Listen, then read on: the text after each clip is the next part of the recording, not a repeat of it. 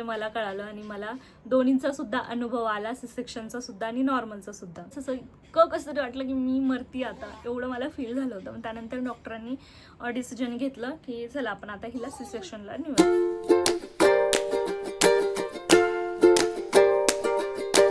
High everyone, welcome back to my channel. कसे आहात तुम्ही सगळेजण? आणि बऱ्याच दिवसानंतर मी आज ब्लॉग शूट करते. मला वाटतं जवळजवळ डिलिव्हरीच्या नंतर 17-18 दिवसांनी मी एक ब्लॉग शूट केला होता. एकदम थोड्या क्लिप शूट केल्या होत्या, जो ऑलरेडी तुमच्यासोबत शेअर केल्या मी.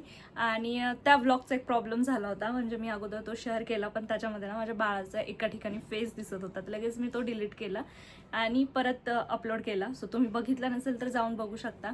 आणि आत्ता परत एक मी व्लॉग शूट करते. व्लॉग नाही म्हणता येणार, खरं तर एक स्टोरी तुमच्यासोबत शेअर करायची आहे. तुम्हाला थंबनेलवरून समजलंच असेल. आणि मला खूप सारे कमेंट्स पण होत्या, DM सुद्धा होते की सी सेक्शन तुझं का केलं, काय प्रॉब्लेम होता वगैरे सगळ्या गोष्टी. तर आज तेच तुमच्यासोबत मी शेअर करते. आणि मला आता पूर्णपणे बरं, म्हणजे बरं नाही वाटत, पण ठीक आहे, मी नॉर्मल आहे सध्या तरी. सध्या तरी त्यामुळे म्हटलं चला आपण बसून मस्त असं व्लॉग तुमच्यासोबत शेअर करूया. तर सगळ्यात अगोदर तर हे बॅकग्राऊंडला रिमूव्ह करा, कारण इथे ना आता पावसाळा चालू आहे आणि गावाकडे कसं पाऊस खूप जास्त असतो. तर म्हणजे वाडा आहे आमचा, त्या वाड्यामध्ये ना असं पूर्ण वरतून मोकळं आहे, तिथे काही कपडे वाळत नाही. त्यामुळे पिल्लूचे जे बाळते आणि ड्रायशीट वगैरे आहेत त्या इथे टाकतो आम्ही फॅन खाली. त्यामुळे ते तिथं असं गोधडी वगैरे ते दिसते तुम्हाला, पिल्लूच्याच त्या सगळ्या. आणि थोडंसं बॅकग्राऊंड इग्नोर करा एवढं म्हणेल. तर माझं सी सेक्शन का केलं, किंवा माझ्या डिलिव्हरीच्या टाईमला काय काय प्रॉब्लेम आले, परत मी हॉस्पिटल इतके का चेंज केले. ऑलरेडी मी तुमच्यासोबत शॉर्ट व्हिडिओमध्ये आणि लॉंग व्हिडिओमध्ये सुद्धा शेअर केलेलं आहे की मी हॉस्पिटल किती सगळे चेंज केले. मी सगळ्या गोष्टी नॉर्मल सांगितलं होतं, पण एक्झॅक्ट रिझन काय होतं हे मी तुम्हाला बोललेली नाही आहे. तर आज तेच तुमच्यासोबत शेअर करते. आणि माझा जो एक्सपिरियन्स आहे ना तो तुमच्यासोबत शेअर केल्याच्या नंतर ना कदाचित जर तुमची डिलिव्हरी झालेली असेल तर तुम्ही ती गोष्ट रिलेट करताल. इकडे बाळ झोपलेलं आहे माझं, त्याची चुळबुळ चालू आहे. तर ह्या सगळ्या गोष्टी आज तुमच्यासोबत शेअर करते. तर सुरुवात अशी झाली होती, मी प्रत्येक व्लॉगमध्ये तुमच्यासोबत सांगत होते तुम्हाला की आज एवढी तारीख आहे, मला या तारखेला ॲडमिट व्हायचं आहे. मला लेबर पेन अजून स्टार्ट झालेले नाही आहे. जर तुम्ही माझे रेग्युलर व्ह्यूवर्स असाल तर तुम्हाला माहिती असेल, कारण मिनी व्लॉगमध्ये मी जवळजवळ सगळ्या गोष्टी शेअर केलेल्या. तर मला म्हणजे माझी जी ड्यू डेट होती ती 7 जुलै होती. आणि आम्हाला वाटत होतं की मला जूनमध्येच लेबर पेन स्टार्ट होतील, जसं की 9वा महिना होता माझा त्यावेळेला. तर लेबर पेन काही स्टार्ट आम्हाला झालेच नाही, म्हणजे मला झाले नाही. आणि त्यानंतर मग आम्हाला वाटलं की ठीक आहे 9व्या महिन्यात नाही झालं, बट 9वा महिना संपल्याच्या नंतर जे वरचे दिवस असतात त्यामध्ये होईल. आम्हाला 1 तारखेला वाटलं, 2 तारखेला वाटलं, 3 तारखेला वाटलं, 4ला वाटलं, 5ला वाटलं, 6ला वाटलं, पण काही लेबर पेन स्टार्ट झाले नाही. बाकी माझी व्हिजिट डॉक्टराकडे रेग्युलर होती. मी 1ला व्हिजिटला गेले होते, त्यानंतरनं डायरेक्ट 7लाच गेले समजा. तर 1 तारखेला व्हिजिटला गेल्याच्या नंतर डॉक्टर मला बोलले की जर आता लेबर पेन स्टार्ट नाहीच झाले तर तुला 7 तारखेला ॲडमिट व्हायला लागेल. जर तू त्यावेळेला ॲडमिट नाहीच झाली तर ना पोटात बाळ शी करण्याची भीती असते, त्यामुळे तुला तेव्हा ॲडमिट व्हायला लागेल. म्हटलं ठीक आहे. आणि डॉक्टर हे पण बोलले की बाळाने शी वगैरे केली तर मग बाळाच्या जीवाला धोका असू शकतो. मग ते तसं सांगितल्याच्या नंतर आपण घाबरतोच, त्यामुळे मग आम्ही ठरवलं ठीक आहे आपण 7 तारखेला ॲडमिट होऊयात. तरी पण आम्ही 7 तारखेपर्यंत खूप वाट बघितली. माझी मम्मी तर चक्क प्रार्थना करत होती देवाकडे, महादेवाकडे, पण काय मला लेबर पेन स्टार्ट झालेच नाही. त्यानंतर मग आम्ही 7 तारखेला ठरवलं की आज आपण ॲडमिट होऊयात 4 वाजेला. पण म्हणजे घरच्यांचं म्हणणं होतं, माझ्या मम्मीचं, माझ्या सासूबाईंचं, की तुम्ही 2 दिवस वाट बघा अजून. पण माझी ताई बोलली की कुणाचंच ऐकू नको, तू जा ॲडमिट होऊन जा. आणि आम्हा दोघांचं पण म्हणणं होतं की आपण ॲडमिट होऊन जाऊयात, कारण डॉक्टरांनी ऑलरेडी तसं सांगितलं होतं. आणि जेव्हा आपल्यावरती ती वेळ येते तेव्हा आपण घाबरून जातो. तर आमचंही तसंच झालं होतं. पण मम्मीचं आणि ह्यांचं म्हणणं होतं की नाही काही नसतं होत, डॉक्टर बोलतात तसं घाबरवण्यासाठी, पण असं काही नसतं, देवाने दिलं आहे म्हणजे त्याला बाहेर येणंच आहे. आणि पहिलं थोडी असं काय होतं, ह्या सगळ्या गोष्टी ते बोलत होते. पण आम्ही काही त्यांचं ऐकलं नाही, आम्ही इग्नोर केलं आणि हॉस्पिटलला ॲडमिट झालो. तर ॲडमिट होण्या अगोदरची एक स्टोरी अजून सांगते. माझ्या पप्पांचं आणि विजयचं, ह्या दोघांचं म्हणणं असं होतं की आपण सिव्हिल हॉस्पिटलमध्ये जाऊयात, तिकडे सी सेक्शन होत नाही, तिकडे फक्त आणि फक्त नॉर्मल डिलिव्हरी करतात. बाकी 10% जे आहे ती सी सेक्शन होतं. पण मला अजिबात आवडत नाही सिव्हिल हॉस्पिटल, का काय माहिती आहे, मला पहिल्यापासून आवडत नाही. त्यामुळे माझं म्हणणं होतं की मला प्रायव्हेटला जायचं आहे, मला सिव्हिलला जायचं नाही आहे. तिथे एक तर स्वच्छता नसते, त्यानंतर तिथे काळजी घेत नाही, बाकी बऱ्याच गोष्टी असतात. कारण ऑलरेडी मी तिकडे जाऊन आले होते. मला असं वाटतं मला 7वा महिना होता जेव्हा आम्ही जालन्यात शिफ्ट झालो पुण्यावरून, तेव्हा मी इकडे आल्याच्या नंतर आम्ही सिव्हिल हॉस्पिटलला गेलो होतो. मी जस्ट गेलो होतो तिकडे चेक करण्यासाठी की तिथे कसं असतं काय असतं. आणि आम्ही लेबर रूममध्ये गेलो होतो. त्यानंतर जिथे डिलिव्हरी वॉर्ड होता तिथे सुद्धा मी जाऊन आले, कारण माझ्या फ्रेंडची एक तिथे फ्रेंड आहे, सो तिने आम्हाला सगळं दाखवलं होतं. मग तिथे जाऊन आले, ते मला काही आवडलं नाही. आणि त्यानंतर मग माझं डिसिजन झालं की मला प्रायव्हेटला डिलिव्हरी करायची. अगोदर पण माझ्या डोक्यात होतं की प्रायव्हेटलाच करायची, पण नंतर मग इकडे आल्यावर आमचं थोडंसं मागे पुढं चालू होतं. मग नंतर मला ते सिव्हिलचं जे होतं ते डोक्यातून गेलं आणि ऐनवेळी मग पुन्हा असं झालं की सिव्हिलला जायचं. फक्त पप्पा आणि विजय दोघं म्हणत होते, बाकी आमचं सगळं म्हणजे मम्मीचं माझं वगैरे म्हणणं होतं की इकडे जायचं, प्रायव्हेटला जायचं. तर मग नंतर असं थोडंसं मागे पुढे करत बोलाबोली झाली होती थोडीशी आमची. त्यानंतर मग आम्ही प्रायव्हेटला गेलो, जिथे माझी ट्रीटमेंट चालू होती तिथे गेलो. त्यानंतर मग तिथे गेल्याच्या नंतर म्हणजे 7 तारखेला 4 वाजेला आम्ही ॲडमिट झालो. तेवढं पूर्ण दिवस रात्र आणि प्लस दुसऱ्या दिवशीचा दिवस, असे 1.5 दिवस आमचा तिथे गेला. तर ज्या दिवशी आम्ही 4ला ॲडमिट झालो त्याच्या थोड्या वेळानंतर डॉक्टरांनी मग मला एरंडेल तेल दिलं 2 बॉटल, म्हणजे छोटे छोटे बॉटल असतात, त्या तुम्ही बघितलं असेल व्लॉगमध्ये. ते 2 बॉटल मी तेल पिली. त्यानंतर मला काहीच काहीच पेन नव्हतं होत. नंतर मग डॉक्टरांनी 2 वेळा एक जेल होतं जे इन्सर्ट केलं. मला त्या जेलचं नाव नाही माहिती, मला ते आठवत पण नाही आहे. तर ते जेल मला 2 वेळा इन्सर्ट केलं की लेबर पेन स्टार्ट होतील म्हणून, कारण मला नॅचरली लेबर पेन स्टार्ट नव्हते होत. मग ते जेल इन्सर्ट केल्याच्या नंतरनं सुद्धा मला काहीच पेन नव्हतं होत. बाकी असं झालं मग रात्री एकदम 10-11च्या नंतरनं मला थोडं लेबर पेन स्टार्ट झालं. म्हणजे एक्झॅक्ट लेबर पेन पण नाही म्हणता येणार, पण मला ना असं दुखत होतं पोटामध्ये वेगळंच काहीतरी, जसं पिरियड्स क्रॅम्प्स असतात ना, अगदी तसं. आणि ते प्रॉपर कळा पण नव्हत्या, तर ते दुखत होतं. त्यानंतर मी पूर्ण रात्र मी आणि माझ्या मम्मीने जागून काढली. मम्मी आम्ही दोघीच हॉस्पिटलमध्ये होतो, बाकी सगळे घरी होते. आम्ही पूर्ण रात्र जागून काढली, माझी मम्मी आणि मी. फक्त 10 ते 15 मिनटं झोपलो असेल त्यावेळी, कारण मला दुखत होतं आणि मी फक्त चालत होते. तसं तिथल्या सिस्टरने सुद्धा मला सांगितलं होतं की थोडंसं चक्रा मार. म्हटलं ठीक आहे, पण मला इतकं म्हणजे मला दुखत होतं, पण मला ते दुखणं सहन नव्हतं होत. नॉर्मल दुखणं होतं पण सहन नव्हतं होत, त्यामुळे मी फक्त चालत होते. तशी पूर्ण रात्र गेली. त्यानंतर मग दुसऱ्या दिवशी सकाळी मग डॉक्टरांनी बोलले की आपण अजून थोडीशी वाट बघूयात, एक दुपारपर्यंत संध्याकाळपर्यंत. म्हटलं ठीक आहे चालेल. मग डॉक्टरांनी परत आम्ही वाट बघितली सगळी. दुसऱ्या दिवशी तर काही ट्रीटमेंट नाही केली डॉक्टरांनी, फक्त सलाईन वगैरे चालू होतं मला. तर जे सर्विक्स होतं माझं ते ओपन नव्हतं झालं तरी पण. मग नंतर आम्ही बऱ्याच वेळ वाट बघितली. 4 वाजेला मग डॉक्टरांनी परत चेक केलं आणि डॉक्टर बोलले की आता आपण हिला सी सेक्शनला घेऊयात, सर्विक्स काय ओपन झालेलं नाही आहे. तर मग सी सेक्शन म्हटलं तर सगळेच घाबरले. आणि म्हणजे मला त्यावेळेस काहीच विचार नव्हता खरं तर. बाकी विजय, मम्मी पप्पा, सासूबाई, ह्या सगळ्या गोष्टी ह्यांना सगळ्यांना वाटत होतं सी सेक्शन नाही करायचं. मग सगळ्यांनी मिळून ठरवलं की आता आपण सिव्हिलला जाऊयात. त्यावेळेस मी काहीच बोलले नाही कुणाला, कारण तिथे सी सेक्शनचा इश्यू होता. आणि ह्यांनी सगळ्यांनी अगोदर तेच सांगितलं होतं की प्रायव्हेटला नाही जायचं आपल्याला, म्हणजे पप्पांनी आणि विजयनी. त्यामुळे मी कुणाला काही बोलले नाही. मग ते बोलले सिव्हिलला जाऊयात, तिथे सी सेक्शन करणार नाही, तिथे नॉर्मल डिलिव्हरी होईल. मग आमचं तिथे ठरलं. हे सगळेजण डॉक्टरला बोलले.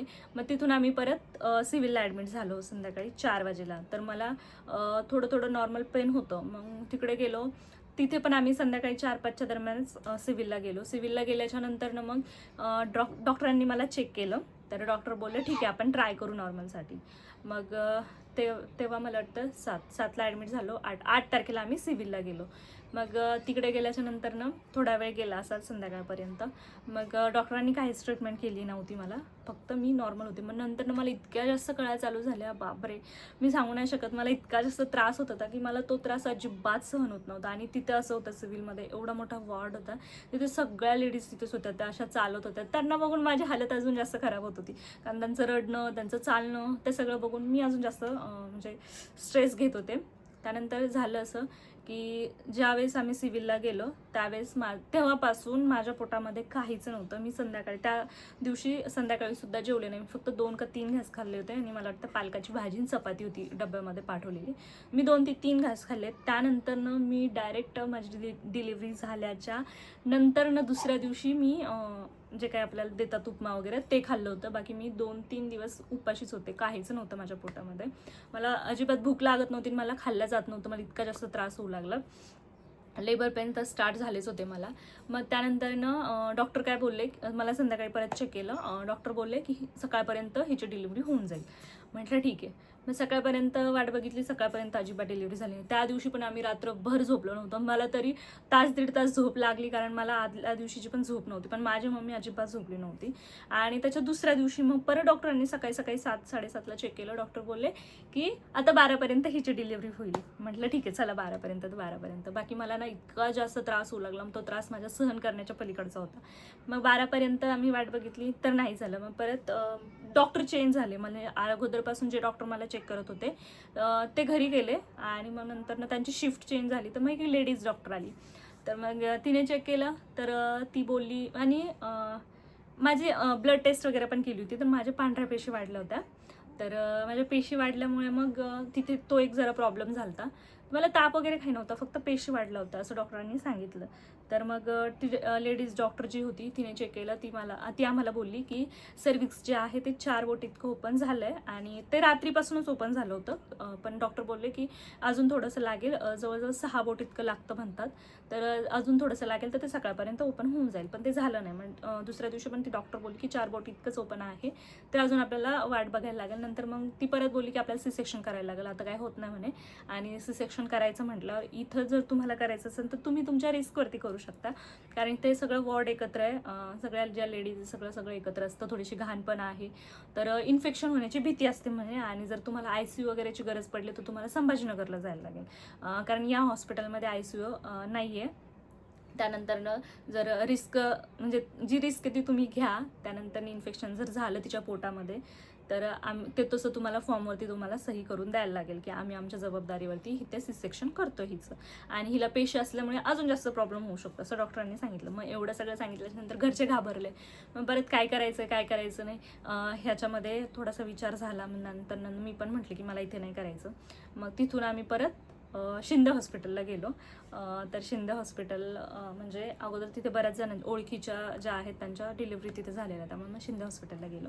तिकडे गेल्याच्या नंतरनं तिकडे आम्ही जवळजवळ दुसऱ्या दिवशी 1:30-2च्या जवळपास गेलो होतो. तिकडे गेल्याच्या नंतर डॉक्टरांनी चेक केलं आणि मला इतका जास्त त्रास होता. मी त्या त्रासामध्ये म्हणजे जास्त काय अंतर नव्हतं दोन्ही हॉस्पिटलमध्ये, पण तिकडे गेलो आम्ही. तर मला रस्त्याने सुद्धा खूप जास्त पेन होत होतं. मग तिकडे गेल्याच्या नंतरनं डॉक्टरांनी चेक केलं. डॉक्टर बोलले की ठीक आहे, आपण वाट बघू आणि ट्राय करू नॉर्मलसाठी. म्हटलं ठीक आहे. आणि ते डॉक्टर मला इतके जास्त छान वाटले, म्हणजे एकदम फ्रेंडली वाटले आणि खूप म्हणजे असं व्यवस्थित होतं खरं तर हॉस्पिटलमध्ये. आणि मग तिकडे गेल्याच्या नंतर आम्ही वाट बघितली, पण मला काही त्रास सहन होत नव्हता. आणि मी नंतरनं मग म्हणजे पूर्ण घायाळ झाली होती, कारण अगोदरचे हे 2-3 दिवस आणि तो एक दिवस मी पूर्ण अशी वीक पडले होते. माझ्यात ताकदही नव्हती आणि सहन करण्याची म्हणजे अजिबात माझी लिमिट संपली होती पूर्ण सहन करण्याची. त्यात पोटातही काही नव्हतं, भूक तर लागलेली नव्हती मला. त्यावेळेस मी सगळं विसरून गेले होते, फक्त पेनमध्ये मी होते. मग आणि ते काय झालं, डॉक्टरांनी चेक करून मला अजून जास्त त्रास झाला होता एवढ्या 3 हॉस्पिटलमध्ये म्हटलं तर. मग डॉक्टरांनी 2 वाजल्यापासून तर मला वाटतं 4:30-5पर्यंत आम्ही वाट बघितली नॉर्मलची. तर नाहीच सर्विक्स ओपन झालं. जेवढं होतं तेवढंच ओपन होतं. मग मी तरी मम्मीला म्हणत होते की तू बोल डॉक्टरांना सिझरला घ्या. मला नाही नॉर्मल डिलिव्हरी करायची, कारण मला तो त्रासच सहन होत नव्हता. तिथे डॉक्टर होती, लेडीज डॉक्टर, ती सारखी चेकअपला येत होती. मी तिला पण म्हणत होते की डॉक्टर प्लीज मला घ्या, मला नाही घ्यायचं आहे, मला नॉर्मल डिलिव्हरी नाही करायची, OTमध्ये मला घेऊन चला आणि तुम्ही सी सेक्शन करा. तर डॉक्टरांनी पण नाही ऐकलं. डॉक्टर माझ्या मम्मीला म्हणे की तुम्ही तिला समजून सांगा, ती मला अशी म्हणतीये सारखं. तर मम्मी म्हणे ती आता ऐकत नाही आहे, ती घायाळ झाली म्हणे पार. मग झालं असं की मला म्हणजे ज्या कळा येत होत्या त्यावेळेस मी पुश करत होते आणि मला ते करताना उलटी झाली. तर ती उलटी मला एवढी अचानक झाली की मला अजिबात कळलं नाही. म्हणजे झालं असं की मला इथे ना घशामध्ये एकदम असं अडकल्यासारखं होऊ लागलं आणि मला असं वाटत होतं की माझा श्वास वरती येतोय किंवा मग माझे पूर्ण जे काय म्हणता येईल पोटातलं जे काही ना ते सगळं इथपर्यंत येतं असं वाटत होतं. आणि मला वाटलं तर मी जाते. मग माझी मम्मी बाजूलाच होती. मी तिचा हात असा घट्ट पकडला आणि तिला म्हटलं, मम्मी मला कसं तरी होतंय, मला पूर्ण इथं श्वास अडकल्यासारखं होतोय म्हटलं. मग तिला ते कळलंच नाही आणि मलाही कळलं नाही ऐनवेळी काय झालं. तेवढं मी बोलले आणि लगेच मला उलटी झाली. तर माझी उलटी पूर्ण अशी, मी नाही सांगत तुम्हाला, पण मला इतकी जास्त उलटी झाली होती ना, मला त्यावेळेस असं इतकं कसं तरी वाटलं की मी मरती आता, एवढं मला फील झालं होतं. त्यानंतर डॉक्टरांनी डिसिजन घेतलं की चला आपण आता हिला सी सेक्शनला नेऊयात. तर डॉक्टरांनी घरच्यांशी बोलले, सगळं झालं. मग नंतर ठरलं फायनली सी सेक्शनला न्यायचं. तिकडे गेलं ओटीमध्ये गेल्याच्या नंतर सुद्धा जोर डॉक्टर येत नाही तोवर तिथे मला थांबवलं होतं जवळजवळ 15 मिनिट. तर तेवढ्या 15 मिनिटात सुद्धा मी सारखं असं सिस्टरला बोलत होते की प्लीज तुम्ही डॉक्टरांना बोलवा, प्लीज डॉक्टरांना बोलवा, मला त्रास सहन नाही होते. तर त्या बोलत होत्या हो थोडा दम धर, येतात ते डॉक्टर असं तसं. आणि जेव्हा मग त्यांनी मला ते भुलेचं इंजेक्शन दिलं त्यानंतर माझ्या कळा बंद झाल्या आणि नंतर मग माझं सी सेक्शन झालं. तर अशी काहीशी स्टोरी होती माझ्या सी सेक्शनची. तर जसं मी तुम्हाला सांगितलं, तुम्हाला ऐकायला जेवढं ते इझिली वाटलं ना किंवा नॉर्मल वाटलं ना, तेवढं ते नॉर्मल नव्हतं खरं तर. मी इतकी जास्त पेनमध्ये होते, मी सांगू नाही शकत. बाकी घरून जायच्या अगोदर मी मस्त असं ठरवलं होतं की हां आपण जातोय डिलिव्हरीसाठी, मी छान व्लॉग शूट करेन, तुमच्यासोबत शेअर करेन. पण तसं काहीच झालं नाही. मी जेव्हा ॲडमिट झाले तेव्हा मोबाईल माझ्याकडे होता, पण ज्यावेळेस मला हळूहळू कळा स्टार्ट झाल्या होता त्यानंतर मी माझा मोबाईल माझ्या भावाकडे दिला होता आणि त्याला म्हटलं होतं बाबा तुझ्याकडनं जेवढं होतं तेवढं शूट कर बाळ झाल्याच्या नंतरनं, बाकी राहू दे. आणि माझ्याकडे अजिबात मोबाईल नव्हता. मला इतकं जास्त त्रास होत होता की मला मोबाईल पाहण्याची इच्छा नव्हती, मला कुणाशी बोलण्याची इच्छा नव्हती, काहीच नाही. म्हणजे मी त्या 3-4 दिवसामध्ये काय भोगलंय ना हे मला माहिती आहे. आणि खरंच सोपी नसती डिलेवरी. बाकी ती सी सेक्शन असो नॉर्मल असो, नॉर्मलला त्यावेळेस त्रास सहन करावा लागतो आणि सी सेक्शनला नंतर त्रास सहन करावा लागतो. बाकी सी सेक्शन नंतरचा जो पहिला पाऊल असतो ना आपला, खूप डेंजर असतो, खूप म्हणजे खूप डेंजर असतो. ते जे मला माहिती नाही दुसऱ्यांना किती टाके पडतात, पण मला तरी 7 टाके पडलेले जे आपले सी सेक्शनचे पडतात ते. आणि त्या टाक्यांचा त्रास भयंकर असतो, भयंकर. मी म्हणजे 3ऱ्या दिवशी उठले होते आणि बाळाला फीड करणं खूप डेंजर असतं. आपल्याला बसता येत नाही, बाळाला घेता येत नाही. तर ती सिच्युएशन पण खरंच खूप डेंजर असते. जे पहिलं पाऊल असतं ते पण खूप डेंजर असतं. माझ्या भावाने आणि मम्मीने मला दोघांनी पकडून चालवलं पहिल्यांदा आणि ते इतकं डेंजर होतं ना की अजून आठवलं की त्रास होतो. तर हे असं काहीच असतं. आपण गंज म्हणतो की नॉर्मल डिलिव्हरी नॉर्मल असते, खरं तर मी म्हणेन नॉर्मल डिलिव्हरीला सुद्धा तुम्ही नॉर्मल हा नाव देऊच नका. खूप डेंजर असतं आणि ज्यांना ते फेस करावं लागतं ना त्यांनाच त्याचं कळतं की त्याचं दुःख किती आहे. जे मला कळालं आणि मला दोन्हींचा सुद्धा अनुभव आला, सी सेक्शनचा सुद्धा आणि नॉर्मलचा सुद्धा. तर हे असं काहीचं होतं, अशी काहीची स्टोरी होती जी मी तुमच्यासोबत शेअर केली. खरं तर ही स्टोरी मला अगोदर शेअर करायची होती पण नव्हती त्या सिच्युएशनमध्ये. मी म्हटलं चला आत्ता आपण शेअर करूयात. 1 महिना होऊन गेला माझ्या डिलिव्हरीला आणि माझ्या बाळाचं फोटोशूट पण राहिलं 1 महिन्याचं, जे आता उद्या करेल मी. करायचं होतं अगोदरच 9 तारखेच्या अगोदरच, पण राहून गेलं काही ना काहीतरी कारणावरून. तर चला असं काहीसा व्हिडिओ होता जो थोडासा मोठा झाला आहे. बाकी तुम्हाला व्हिडिओ कसा वाटला हे नाही म्हणणार मी, पण व्हिडिओला लाईक करा आणि चॅनलवर नवीन असाल तर चॅनलला सबस्क्राईब करा. तर चला भेटू आपण अशाच एका नवीन आणि इंटरेस्टिंग व्हिडिओमध्ये. तर तुम्ही स्वतःची काळजी घ्या. बाय.